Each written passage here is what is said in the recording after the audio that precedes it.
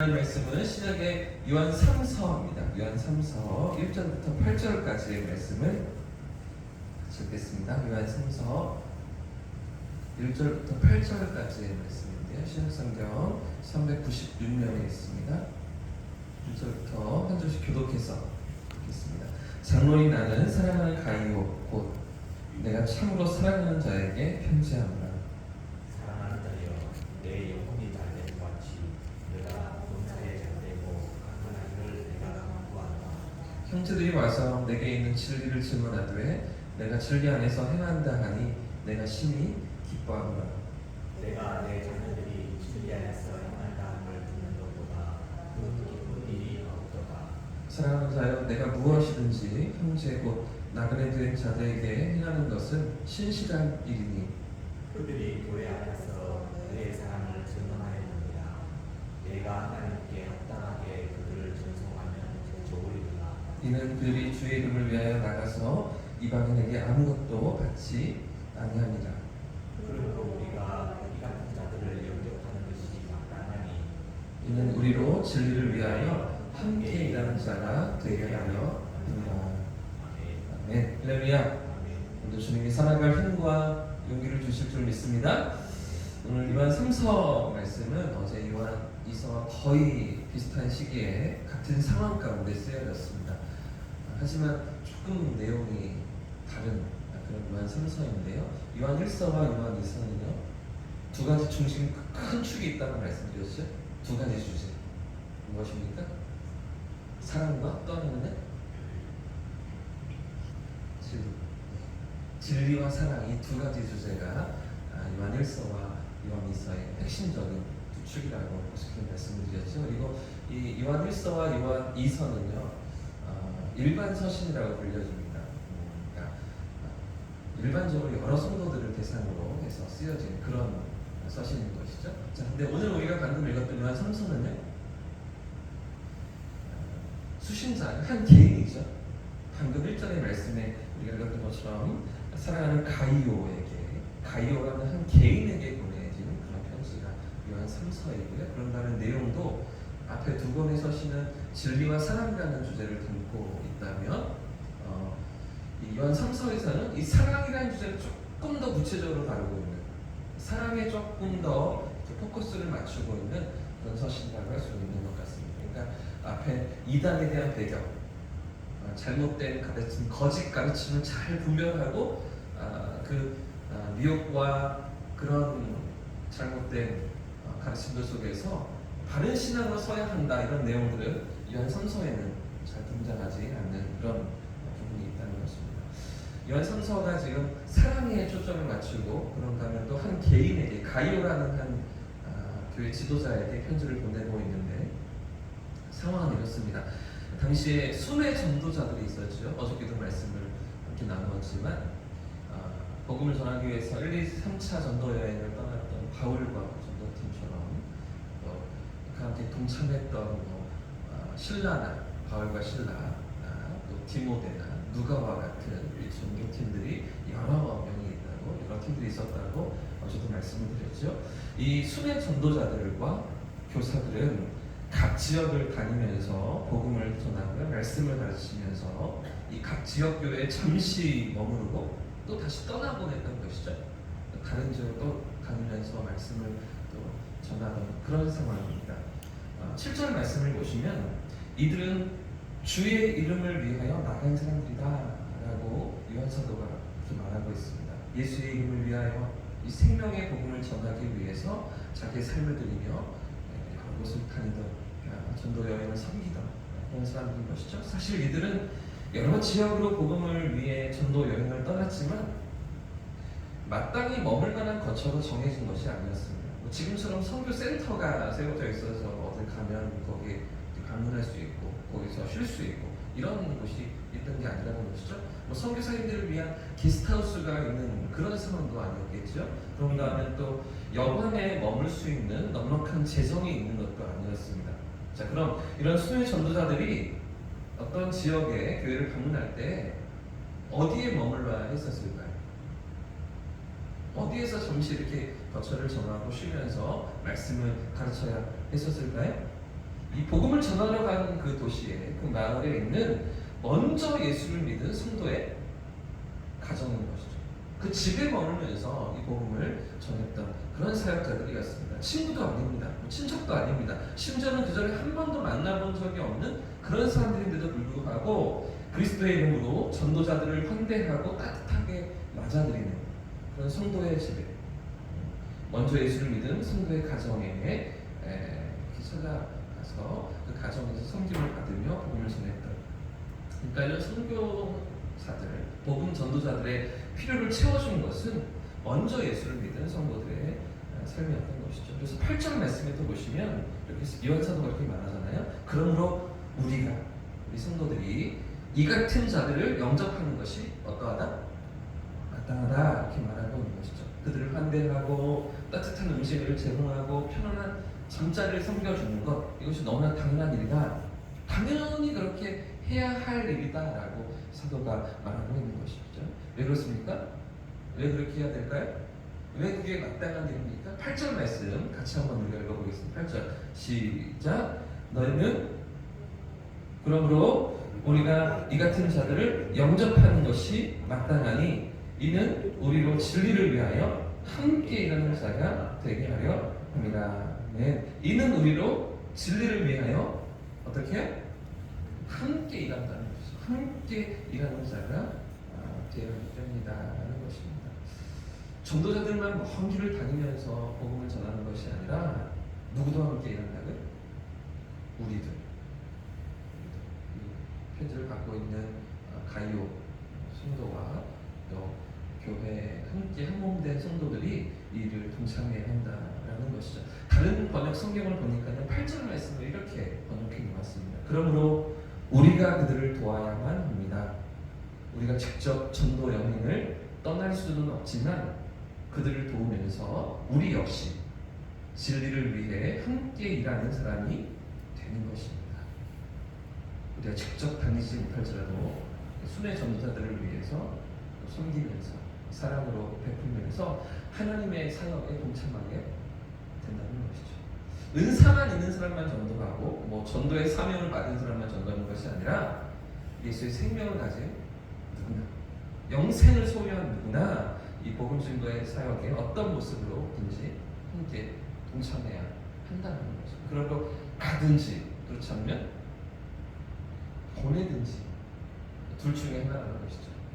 받은 은혜가 무엇인지를 알고 받은 하나님의 사랑이 어떤 것인지를 아는 그분의 백성들은 가든지 그렇지 않으면 보내든지 이런 사역에 참여해야 한다고 사도는 가르쳐주고 있는 것입니다. 그래서 예수님께서 이렇게 말씀하셨잖아요. 누구든지 너희가 그리스도에게 속한 자라 하여 물 한 그릇이라도 주면 내가 진실로 너희에게 이르노니 그가 결코 상을 잃지 않으리라. 주님의 약속을 믿으십니까? 주님이 그렇게 약속하시고 분명히 우리에게 주신 말씀 그대로 우리가 섬기고 또 베풀며 또 사랑으로 나누는 것들을 주님이 기억하시고 갚아주신다는 것이죠. 요한 사도는 그저 단순히 이 복음 전도자들을 섬기는 일을 너희가 잘 감당해야 한다 뭐 이런 얘기만 하고 있는 게 아닙니다. 이 주님의 명령과 이 주님의 약속 앞에서 이 복음 증거의 삶이 그 사명이 우리에게도 주어져 있음을, 우리 성도들에게도 주어져 있음을 말하고 있는 것이죠. 우리가 일에 동참해야 한다. 그저 섬기는 것만 아니라 그들을 돕는 것만 아니라 그 일에 주님의 사역에 함께 참여하는 그런 자들이어야 한다고 사도는 말하고 있는 것이죠.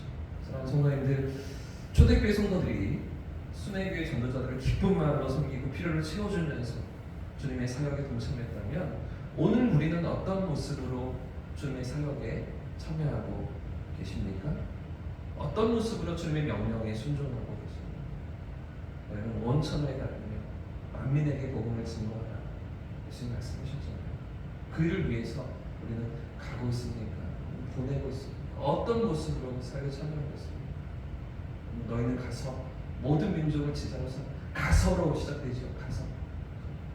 가는 일에 우리가 어떻게 참여하고 있느냐, 어떻게 후원하며 섬기고 있느냐. 이 당시에 초대교회에는 두 가지 반응이 있었습니다. 하나는 이 편지의 수신자인 가이오와 같은 그런 반응인데요. 전도자들을 잘 섬기고 극진한 사랑을 베풀고 힘을 다해서 이 복음의 사역에 동참하는 그런 자들이 초대교회 안에 있었던 것이죠. 자, 5절과 6절 말씀을 같이 한번 읽어보겠습니다. 5절과 6절 시작. 사랑하는 자여, 내가 무엇이든지 형제 곧 나그네된 자들에게 행하는 것은 신실한 일이니 그들의 교회 앞에서 너의 사랑을 증언하였느니라. 내가 하나님께 합당하게 그들을 전송하며 좋으리로다.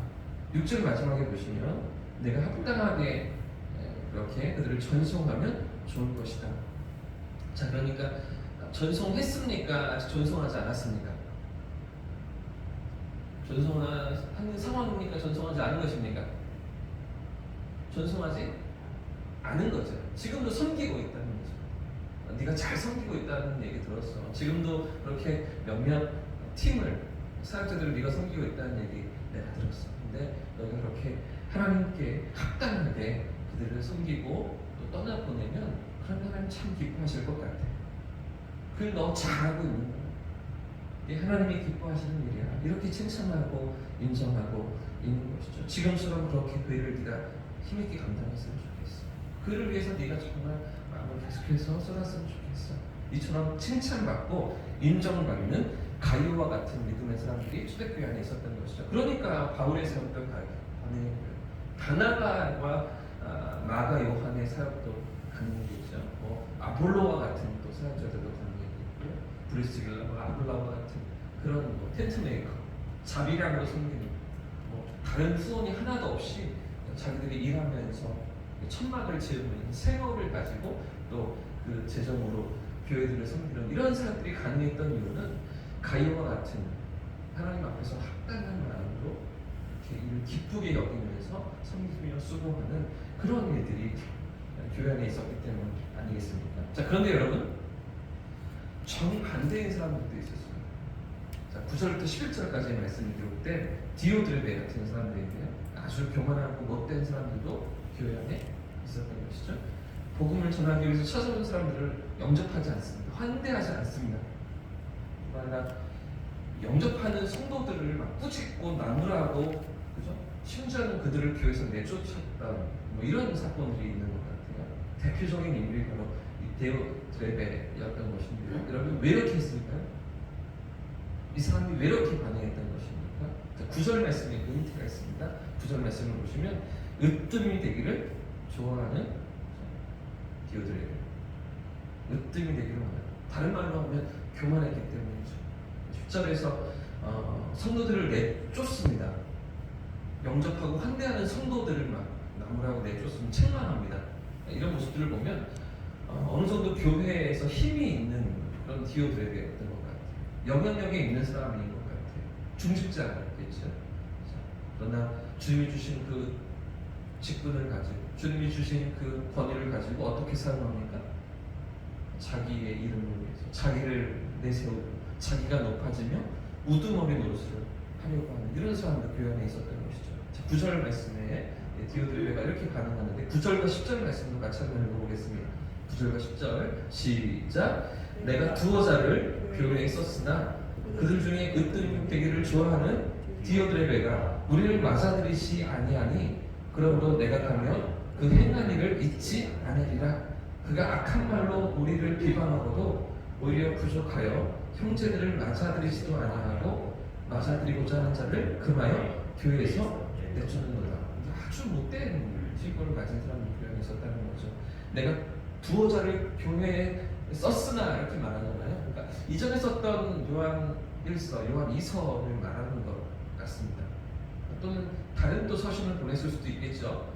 그런 서신서들을 이미 보냈는데, 근데 그 교회 안에 있던 디오드레베가 그 서신을 들고 방문한 그런 사람들을 사도 요한의 어떤 동역자들을 맞아들이지도 않고, 그래서 악한 말로 비방하고 공격하면서 내쫓았다.